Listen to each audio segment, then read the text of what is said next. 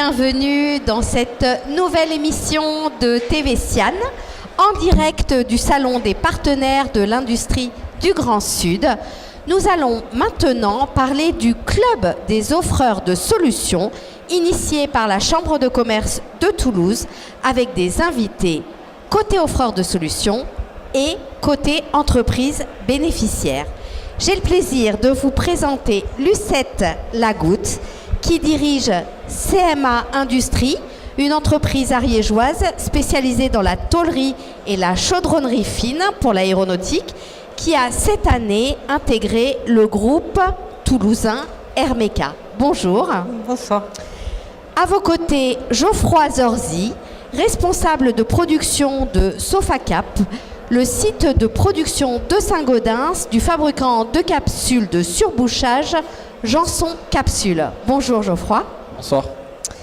Côté offreur de solutions maintenant, Jean-Patrice Gasque, consultant associé spécialisé en ingénierie industrielle et architecte projet chez Socodit et bien sûr vice-président du club des offreurs. Bonjour Jean-Patrice. Et David Macheneau, dirigeant et cofondateur de la société OPO, un cabinet de conseil créé en 2012 pour, je vous cite, réussir notre transition vers l'industrie du futur par l'excellence opérationnelle. Bonjour. Et vous êtes bien sûr membre du club des offreurs de solutions. Jean-Patrice Gasque, on commence avec vous.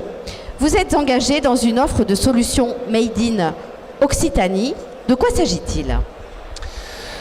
Alors c'est un club qui a été lancé l'année dernière au CIAN 2017 avec une concrétisation en février par une signature d'une charte d'offreurs de solutions qui se positionnent pour la transformation des entreprises vers l'industrie du futur. Donc l'ambition de ce club, c'est uniquement de regrouper des experts offreurs de solutions et des projets PME pour les aider à passer cette transformation. Combien d'offreurs avez-vous réunis d'ores et déjà ? Alors aujourd'hui, on est un peu plus de 50 offreurs de solutions sur toutes les expertises définies par les briques de compétitivité de l'AIF. Et nous espérons l'année prochaine doubler ce chiffre-là. D'accord. Je crois que vous avez déjà mis en œuvre un certain nombre d'actions donc de ce club créé il y a environ 1 an, si je vous ai bien écouté. Est-ce que vous pouvez nous en parler un petit peu, David, de ces premières actions ? Oui, tout à fait. En fait, l'idée, c'est de travailler tous ensemble, les offreurs, à la fois pour se mettre en réseau. Donc, par sous-commission, on a travaillé pour être capable de connaître l'offre, la cartographier, la mettre en valeur. Donc ça, c'est vraiment l'animation du réseau Occitanie des offreurs. Et côté industriel, c'est être capable de parler d'une seule voix avec ce que l'Occitanie propose et que les industriels, dans le cadre de leur transformation, puissent en fait rapidement trouver la bonne compétence pour amener les bonnes solutions et du coup transformer leurs usines. Voilà. Donc un travail de fond pour sensibiliser les industriels. Vous avez à vos côtés Lucette Lagoutte et Geoffroy Zorzi, qui vont pouvoir en témoigner. Qu'est-ce que vous pourriez nous dire de cet accompagnement, Lucette Lagoutte ? Quand est-ce que vous avez démarré et avec quels objectifs ? Donc après, nous on a démarré après l'opération Lean. Donc après avoir travaillé sur l'organisation de l'entreprise, il nous était paru évident qu'il fallait continuer et à le faire en s'adaptant avec la révolution industrielle qu'on connaît aujourd'hui. Donc nous avons décidé de nous engager dans un projet de modernisation de l'outil de travail qui est CMA Industrie. Et nous avons donc fait appel à notre consultant qui est Jean-Patrice Gasque, qui nous avait aidé déjà initialement sur tout ce qui était organisation et structuration de l'entreprise. Donc au jour d'aujourd'hui, cet accompagnement est vital, puisque déjà il connaît l'entreprise depuis très longtemps et il nous accompagne dans la suite de la modernisation. Alors justement, comment est-ce qu'on appréhende aujourd'hui l'industrie du futur ? Comment est-ce que ça se passe concrètement ? Alors dans une PME, il ne faut pas voir l'usine du futur avec uniquement la robotisation. Nous déjà on est une PME, donc l'homme au cœur de l'entreprise, c'est très parlant chez nous parce que tous nos opérateurs, ce sont des chaudronniers, des soudeurs. Donc, il y a les machines, mais avant les machines, c'est surtout l'homme. Donc, il faut aussi pouvoir entraîner toute l'équipe dans ce changement. Donc, on a commencé à écrire le projet, un projet qui s'étendra sur 3-4 ans. Ensuite, on s'est mis tous autour d'une table avec même les opérateurs de l'entreprise pour commencer à entraîner l'équipe. On a structuré ce projet, on a écrit un cahier de charges pour savoir aussi par rapport à nos clients, en tenant compte aussi des exigences de nos clients, du REACH. Il ne faut surtout pas oublier qu'on a quand même des exigences aussi environnementales, donc on ne peut pas partir un petit peu dans tous les sens. Et donc une fois qu'on a écrit ce projet, on a bien sûr cherché le financement. Il est évident que pour une PME, c'est pas évident. Il faut maîtriser chaque étape de l'avancement du projet. Donc on a Jean-Patrice Gas qui nous aide et qui vient aussi nous aider à nous poser de temps en temps, parler du projet, nous sortir la tête du guidon. Et puis on a aussi l'équipe projet interne qui fait avancer aussi parallèlement le projet. Donc on l'a entendu, un projet sur la durée. Vous avez évoqué un terme de 3-4 ans. Est-ce que Geoffroy Zorzi, c'est la même chose dans votre unité de développement du coup ? Oui, pour nous, on est parti depuis 2016 sur une transformation assez sévère.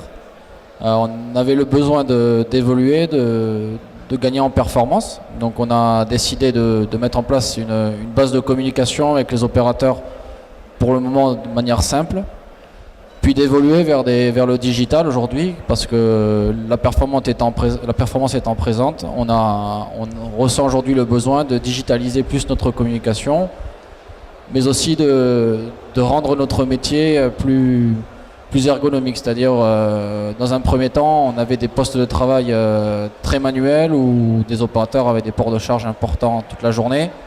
Par exemple, on est passé sur des doseuses automatiques, on est en train de mettre en place des machines plus automatisées pour encore progresser dans notre métier.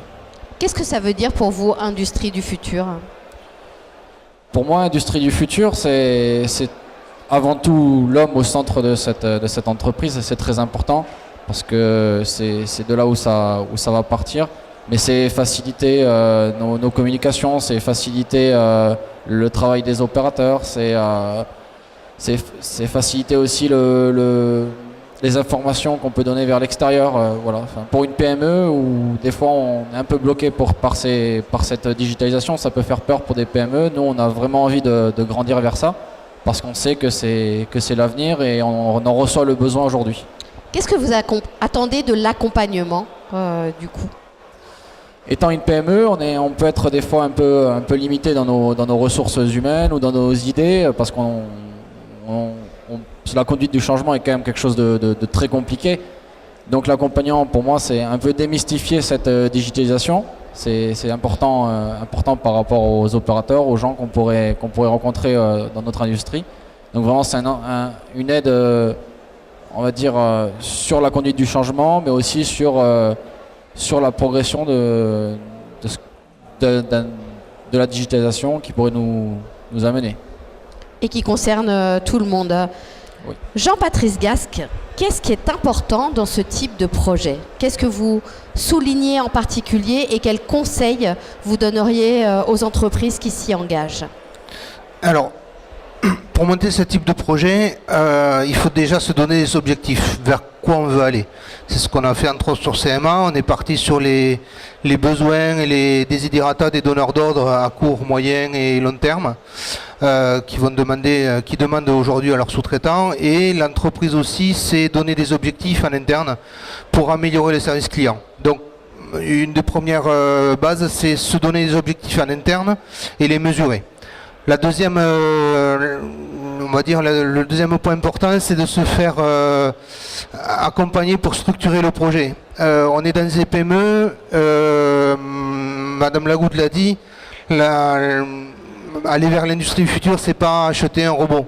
Voilà, c'est repenser le fonctionnement de l'entreprise, intégrer les nouvelles technologies, moderniser les flux.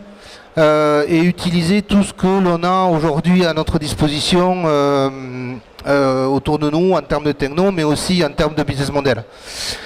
Donc les leviers de compétitivité de l'AIF les décrivent très bien. Donc c'est de partir de ces indicateurs, écrire un cahier des charges simple pour se donner des phases de travail, savoir par quoi on commence, vers où on va, quel est le retour sur investissement qu'on peut avoir au niveau humain, mais au niveau matériel aussi, qui va enclencher cette transformation. Voilà. Et donc c'est là où le rôle d'un architecte projet peut être intéressant, parce que on n'est pas la tête dans le guidon comme l'entreprise et les collaborateurs, et on les pousse quand on vient à essayer de travailler sur le projet de façon très efficace et pertinente. Voilà. David Macheneau, un complément à ce que vient de présenter Jean-Patrice Gasque? Je ne vais pas redire ce qu'il a dit, évidemment, on travaille ensemble régulièrement, donc on est aligné sur le changement. Après, ce qu'on peut rajouter, c'est le fait qu'aujourd'hui, on n'a pas vraiment de modèle qui a encore émergé, d'où le fait que l'architecte est surtout là pour comprendre le point de départ et tracer la feuille de route, comme on l'a dit. Et ce qui est intéressant après, c'est de comprendre que c'est une vraie révolution. Avant, on avait des modèles, il y a eu Ford en premier, il y a eu Toyota, et en fait, aujourd'hui, amener la tech, le digital dans l'industrie, c'est une vraie hybridation. C'est hyper intéressant, et en même temps, l'industriel se demande, ok, mais vers quoi je vais, quoi. Donc c'est un peu l'enjeu aujourd'hui, d'être capable de tracer une feuille de route qui soit une transformation industrielle avec de la techno, mais qui s'insère dans le projet industriel et pas en plus ou à côté, quoi. Je crois que vous avez apporté un ouvrage à nous conseiller pour bien comprendre les mutations actuelles. Oui, alors c'est un petit clin d'œil. En fait, mon associé Michael Valentin a écrit un livre qui est parti justement du modèle Tesla, qui a des forces, qui a sans doute des faiblesses, mais qui est quand même intéressant à comprendre, parce que justement, c'est un des premiers modèles de quelqu'un qui vient de la tech, et qui a du coup pensé dès le démarrage de son industrie en hybridant complètement la tech et le modèle industriel, avec tout ce que ça engage en termes de changement organisationnel, comportemental aussi, réfléchir un peu plus en mode start-up, tester les choses rapidement, avoir le droit de se tromper. C'est hyper intéressant en fait d'avoir une idée de ce modèle pour comprendre un peu quand même où on va. Tout à fait. Si on veut vous contacter, avoir un petit peu plus d'informations sur le Club des offreurs de solutions, Jean-Patrice Gasque, qu'est-ce qu'on fait? Alors, je vais juste rajouter une toute petite chose. Ce qui est aussi important, c'est que ce soit un projet d'entreprise et pas un projet d'un dirigeant ou un projet d'un directeur industriel ou d'un responsable de production. C'est une transformation qui est assez forte et de tout le système de l'entreprise. Voilà. Je tenais à le préciser parce que dans le projet en lui-même, il faut regrouper toutes les compétences en interne et impliquer tout le monde. Madame Lagoutte l'a dit, l'homme est au cœur de cette transformation et il ne faut surtout pas l'oublier. La machine, le robot, ce n'est qu'un moyen en fait. Alors comment nous contacter? Déjà ce soir à 5h30 on fait une conférence sur le salon Hall 4 pour présenter tous les travaux qui ont été faits au cours de cette année 2018 et les perspectives et les travaux qu'on va engager dès demain sur 2019. Après vous pouvez vous rapprocher de la CCI Toulouse de Sylvie Montpagin qui est notre relais, qui nous aide, qui lève tous ces bénévoles, parce qu'on est tous bénévoles dans ce club, pour pouvoir essayer de monter ce club et de le faire vivre et de lier les offreurs au PME, au projet PME. Soyez entendu, Jean-Patrice Gasque. Merci à tous pour cette présentation du Club des offreurs de solutions et des cabilotes. Merci beaucoup. À bientôt.